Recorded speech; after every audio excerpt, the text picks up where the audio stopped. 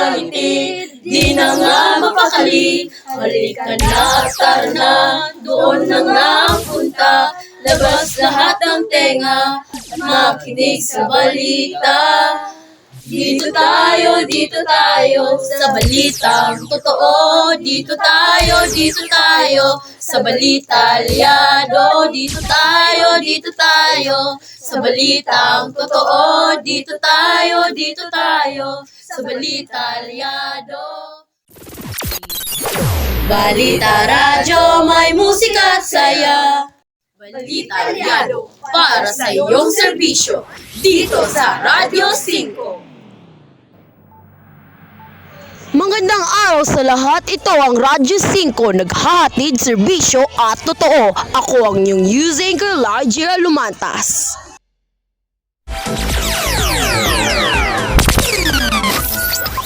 Magandang araw din sa iyo, partner. At ako naman ang inyong news anchor, Kyla Ibanez. At iba pang mga miyembro, Ria, Angel at Yala. Kung nga pala ang inyong kachika, Makalagses at iba pang miyembro, Raymond at Cañete.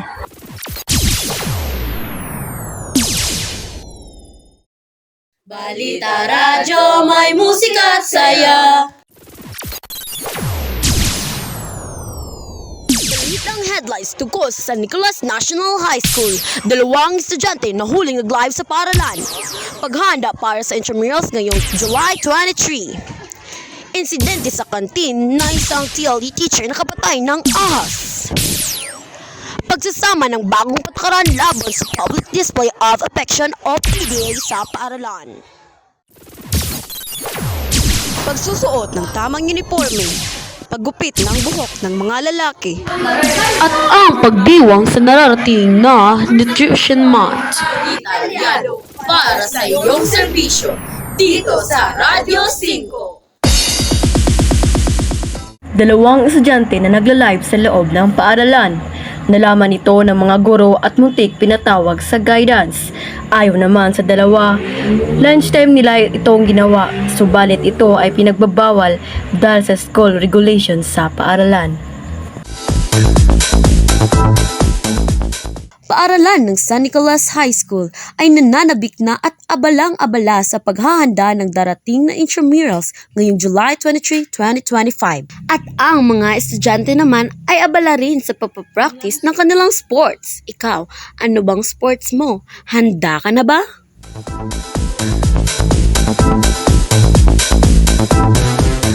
Noong Martes sa umaga, June 2, 2025 sa San Nicolas National High School ay may malaking ahas na nakitang isang TLE teacher na si Sir Lance sa kantin. Ulat niya habang siya ay nagliligpit ng basura ay nagulat na lang siya na may gumagalaw sa ilalim ng basura. Agad naman itong pinatay at kinuhanan ng ulo at itinapon. Kaya isang babala na lagi tayong mag-ingat at lagi nating linisin ang ating kapaligiran. Hep, hep, hep! Magbabalik lang ang Radyo 5. Balita radyo, may musika at saya. Ate, pabili naman itong kalating kilong manok, tsaka isang taling pechay na rin. Malapit na nga palang birthday ni Kikay. Ano kaya ang gusto niya? Anak, anong gusto mo sa birthday mo? Hotdog. Hotdog? Bakit hotdog? Kasi masarap. Miss, masarap na hotdog ba hanap mo? Oh, ito, Asia's Premium Hotdog. Halos lahat ng suki ko, yan ang hinahanap. Talaga? Talagang talaga. Paano ba naman kasi? Napaka-juicy niya gawa sa 100% all premium all beef na talagang magugustuhan ng mga bata at kahit ng mga matatanda. Kaya i-try mo na rin. Sigurado ako, magugustuhan ng anak mo to. Sure yan ha? Sige na nga, pabili ako. Asia's Premium Hotdog. Lasap ang sarap sa bawat kagat. Bili na! Magandang araw, nagbabalik ang iyong favorite DJ dito sa Radyo 5. Balita Radyo, may musika at saya. Pagsusuot ng tamang uniforme, ayon sa pahayag ng prinsipal, lahat ng estudyante ay kailangan magsuot ng tamang uniforme sa loob ng paaralan. Ang layunin nito ay upang mapanatili ang disiplina at magandang anyo ng mga estudyante.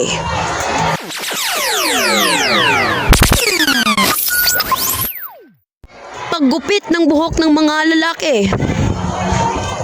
Ang mga guidance counselors ay nagbigay ng paalala sa mga lalaking estudyante na sundin ang patakaran ng paaralan tungkol sa gupit ng buhok. Ipinagbabawal ang mga estilo tulad ng semi-kalbo, spike at mohawk at kinakailangan na ang buhok ay maayos at maikli.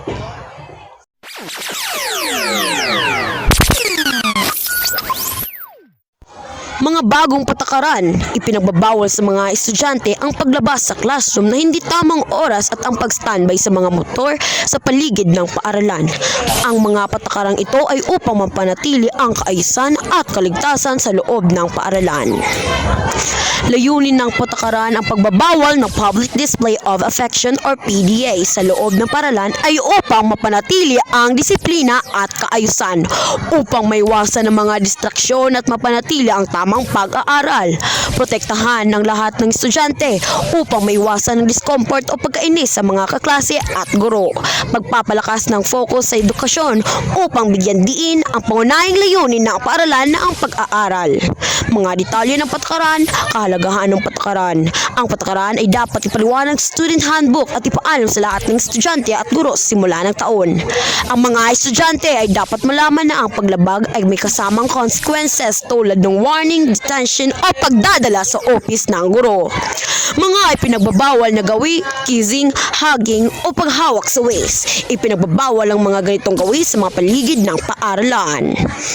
Paghawak ng kamay, pinapayagan ang light holding ng kamay kung ito ay hindi nakakasagabal at hindi nagdudulot ng discomfort sa iba. Pagpapatupad ng patakaran, ang mga guro ay dapat maging responsable sa pagpapatupad ng patakaran at magbibigay ng maayos na paalaala sa mga estudyante. Ang mga estudyante ay dapat maging mapanuri at maging responsable sa kanilang sarili at kapwa. Pagsusuri at feedback, ang patakaran ay dapat ipaliwanag sa mga estudyante at guro upang makakuha ng kanilang feedback. Ang mga opinyon ay komunidad ay mahalaga upang matiyak na ang patakaran ay makabuluhan at makakatulong sa lahat. Pagsasagawa ng patakaran, ang patakaran ay dapat sisimulan sa susunod na taon at ipaalam sa lahat ng estudyante at guro sa simula ng taon. Ang layunin nito ay upang lumingka ng isang positibong kapaligiran na nakatuon sa pag-aaral at hindi sa mga distraksyon. Sa pamamagitan ng pagbabawal ng PDA, makakatulong tayo sa paglikha ng isang mas maayos at produktibong paaralan para sa lahat.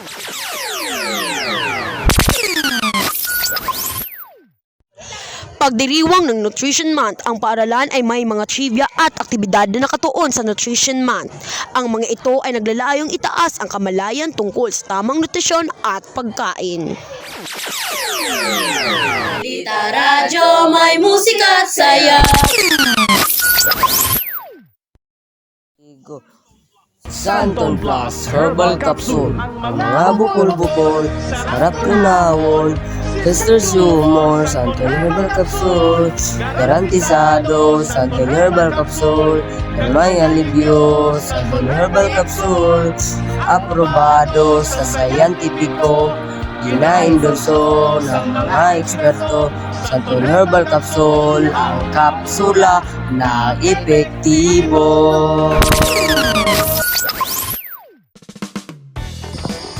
Chika Minute Time!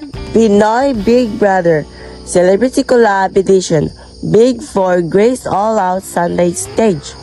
The Big Four duo housemates of the Pinoy Big Brother Celebrity Collab Edition grace the All Out Sunday Stage.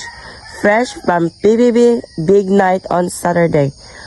The big winners, Mika Salamanca and Brent Manalo, along with the big pacers Ralph De Leon and Will Ashley, Charlie Fleming and Sneer, and AZ Martinez and River Joseph. Kick off the guesting with a short performance of PBB official soundtrack, Sikat ang Pinoy, joined by fellow housemates Josh Ford, Michael Salter, and Vince Maristella. Ako nga pala, si Mako Alexis, ang iyong kachika.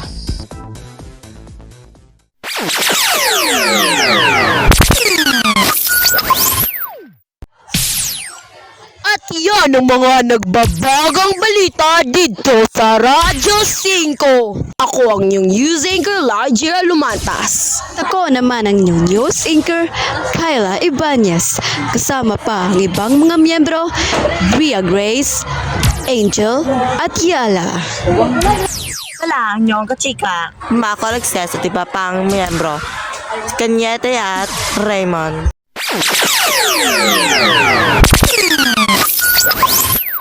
Kami ang Balita Radyo 5. Naghahatid serbisyong totoo. Hanggang sa muli, kaibigan. Balita Radyo, may musika at saya.